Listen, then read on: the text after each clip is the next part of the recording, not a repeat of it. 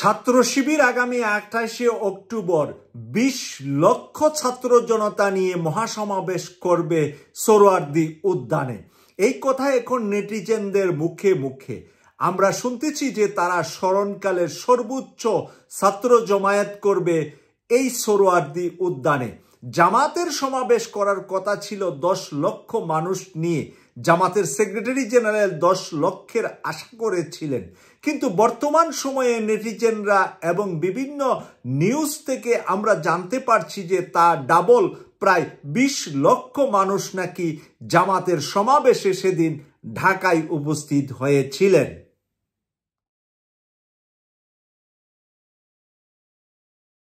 আসসালামু আলাইকুম ওয়া রাহমাতুল্লাহি ওয়া বারাকাতুহু। প্রিয় দর্শক, আমরা এতদিন পর্যন্ত জামাত নিয়েছিলাম। আজকে আবার ছাত্র শিবিরের একটি সংবাদ আমার কাছে এসেছে খুব বিশ্বস্ত জায়গা থেকে, তাই আপনাদের সাথে শেয়ার করছি। 2006 সালের 28শে অক্টোবর লগি বইটায় যেদিন 6 জন শিবির জামাতের মানুষ হত্যা করে, সেদিনও কিন্তু ছাত্র শিবিরেরই মহাসমাবেশ ছিল বাইতুল মুকাররমের সেই উত্তর গেইটে। কিন্তু সেই উত্তর গেট, যেটা পল্টন এলাকাতে যেই সমাবেশটি ছিল, সেই সমাবেশটির মাঝেই লগি বইটা নিয়ে ঝাঁপিয়ে পড়েছিলেন আওয়ামী লীগ তার দোসররা। এবং শুধুমাত্র আওয়ামী লীগ নয়, বামপন্থী ছাত্র সংগঠনগুলা সেখানে আসার কারণে শেখ হাসিনার ঘোষণায় লগি বইটা নিয়ে আসতে মানুষকে বলার কারণে যেই 6 জন শহীদ হয়েছিলেন জামাতের, সেদিনের সেই অনুষ্ঠানের সভাপতি এবং আহ্বায়ক ছিলেন ছাত্র শিবিরের সকলের পরিচিত ডক্টর শফিকুল ইসলাম মাসুদ। তখন ডক্টর শফিকুল ইসলাম মাসুদ ছিলেন ছাত্র শিবিরের কেন্দ্রীয় সভাপতি। বর্তমানে তিনি ঢাকা মহানগর দক্ষিণের সেক্রেটারি, এবং উনি দক্ষিণের সেক্রেটারি হওয়ার পরেও কেন্দ্রীয় বিভিন্ন কিছুতে উনাকে আমরা দেখতে পাই, এবং কেন্দ্রীয় নেতাদের সারিতেই মানুষ উনাকে গণনা করে থাকেন। সেই ডক্টর শফিকুল ইসলাম মাসুদের সেই 2006 সালের পরে এই 2025 সাল, প্রায় 19 বছর পরে এসে তারা সেই দিনের পূর্তি হিসাবে সোহরাওয়ার্দী উদ্যানকে বেছে নিচ্ছেন যে 20 লক্ষ ছাত্র শিবিরের জনশক্তি তাদের ঢাকায় অবস্থান করবেন এবং তারা সোহরাওয়ার্দীতে স্মরণকালের ছাত্র জমায়েতের জন্য সবচাইতে বড় একটি মহাসমাবেশ করবেন। এবং আপনারা সবাই জানি যে এই বছরের শেষে অথবা আগামী বছরের শুরুতে বাংলাদেশের জাতীয় নির্বাচন, আর এই জাতীয় নির্বাচনের পূর্ব মুহূর্তে অক্টোবর মাসের সেই শেষ দিকে যদি ছাত্র শিবির 20 লক্ষ টার্গেট নেয়, তখন তারা কত লক্ষ জমায়েত করতে পারবে? এটা কি 10 লক্ষ হবে নাকি 20 থেকে 30 লক্ষ হয়ে যেতে পারে? মন্তব্য লিখবেন কমেন্টস করে যারা বর্তমানে ছাত্র শিবির সম্পর্কে অবগত আছেন। কারণ আপনারা যারা বর্তমানে ছাত্র আছেন, বাংলাদেশের শিক্ষা প্রতিষ্ঠানগুলোতে লেখাপড়া করেন, আপনারাই বলতে পারবেন যে ছাত্র শিবিরের পরিমাণ এখন কি পর্যায়ে আছে প্রত্যেকটা শিক্ষা প্রতিষ্ঠানে।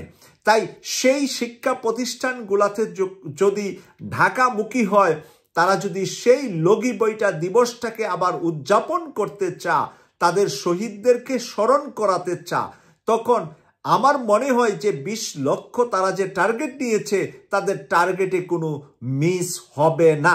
আমি মনে করছি মিস হবে না।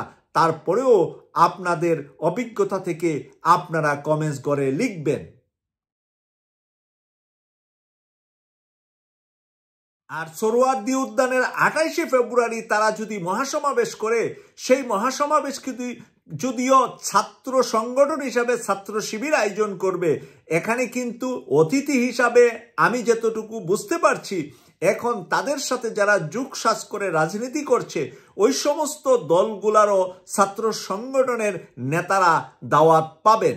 পাশাপাশি জামাতের শীর্ষ নেতারা অবশ্যই তারা দাওয়াত পাবেন, এবং বাংলাদেশের অন্যান্য রাজনৈতিক দল থেকেও তাদের সাথে যাদের লিয়াজু আছে, সম্পর্ক আছে, সেই সমস্ত দল থেকেও 1-2 জন করে শীর্ষ নেতাদেরকে এখানে কিন্তু আমন্ত্রণ জানাতে পারেন।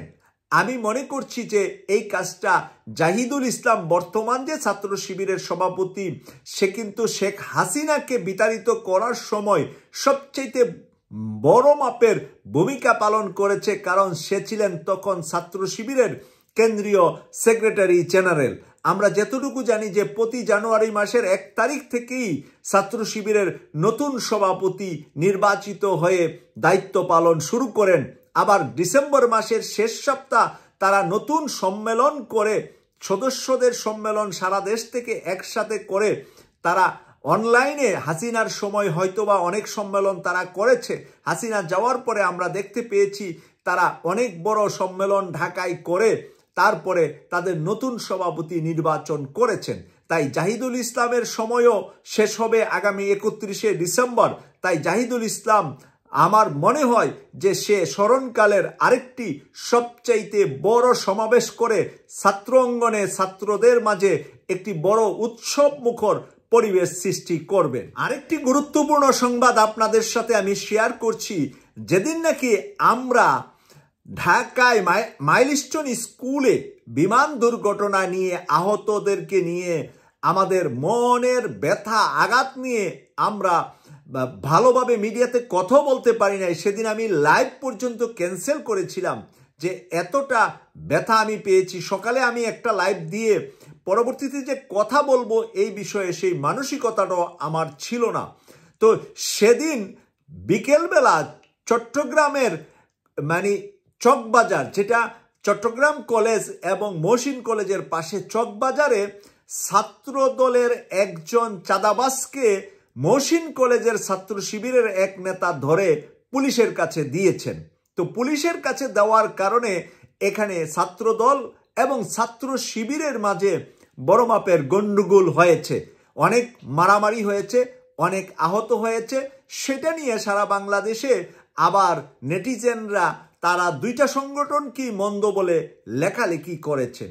আজকে আরেকটি ঘটনা ঘটেছে সেই চট্টগ্রামের ঘটনাটি হলো ছাত্র শিবিরের নেতৃত্বে আজকে চাঁদাবাজ বিরোধী একটা মিছিল হয়েছে।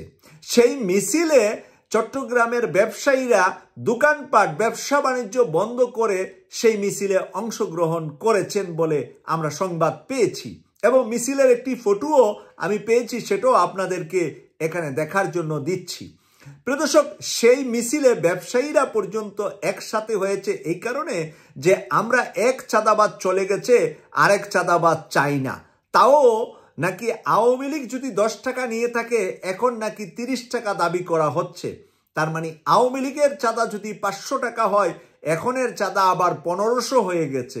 জিনিসপত্র দাম বেড়ে গেছে, চাঁদাবাজদের রিক্সা ভাড়া, গাড়ি ভাড়া, জীবনযাপনের খরচ বেড়ে গেছে, তাই চাঁদাবাজরাও এটা 3 ডবল করেছে। এর আগে কিন্তু ভিক্ষুকরাও এরকম একটা মিছিল করেছিল যে 1 টাকা ভিক্ষুক চলবে না, কারণ 1 কাপ চায়ের দাম 5 টাকা, 5 টাকার নিচে ভিক্ষা আমরা মানি না।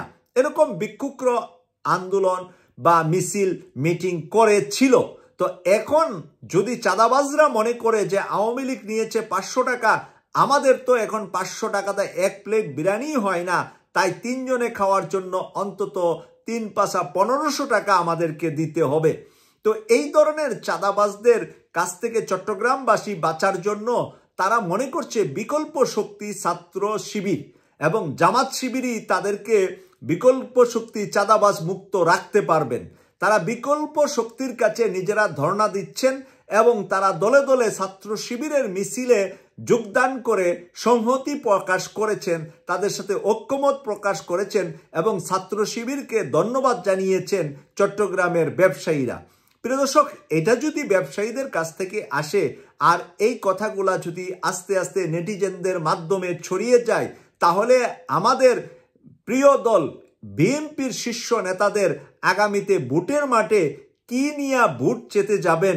আমির খসরু মাহমুদ চৌধুরী চট্টগ্রাম শহরের লোক, আব্দুল্লাহ নুমান মন্ত্রী ছিলেন চট্টগ্রাম শহরের লোক, তারা যদি সেখানে নির্বাচন এবার করতে যান, তখন মানুষ তাদেরকে ভোট দিবে নাকি চাঁদাবাজ বলে গালি দিবে, কোনটা দিবে এটা ভাবনার বিষয় আমি মনে করি বিএনপির ভাই বোনদের। আপনারা হয়তোবা আমাদের এই শক্ত কথা অনেক সময় মন খারাপ করেন, আমরা কিন্তু আপনাদেরকে মন খারাপ করার জন্য বলছি না, বলছি আপনাদের ভবিষ্যৎটাকে আলোকিত করার জন্য। অন্ধকার কিন্তু করে ফেলতেছে গত 11 মাসে চাঁদাবাজরা। আপনারা তো কোটি কোটি ভোটার, তো কোটি কোটি বিএনপি কর্মীরা লোক তো চাঁদাবাজ নয়। এখানে সারা বাংলাদেশে কয়েক হাজার বিএনপির লোক চাঁদাবাজিতে জড়িত। আর এই কয়েক হাজার মানুষ যদি বিএনপি না করে, বিএনপির থেকে বাদ দেওয়া হয়, বিএনপির থেকে কঠিন শাস্তি দেওয়া হয়, তাহলে বিএনপির ভোটের মাঠে উন্নয়ন হবে, অবনতি হবে না। আর যদি তাদেরকে টিকিয়ে রাখা হয়, এই কয়েক হাজার চাঁদাবাজের কারণে আপনাদের লক্ষ নয় কোটি কোটি ভোট কমে যেতে পারে বলে আমি মনে করছি। বাকি মন্তব্য রাখার অধিকার আপনাদের 100% আছে। আপনাদের মন্তব্য দেখব KTV 24 এর মন্তব্যের গড়ে। আল্লাহ হাফেজ।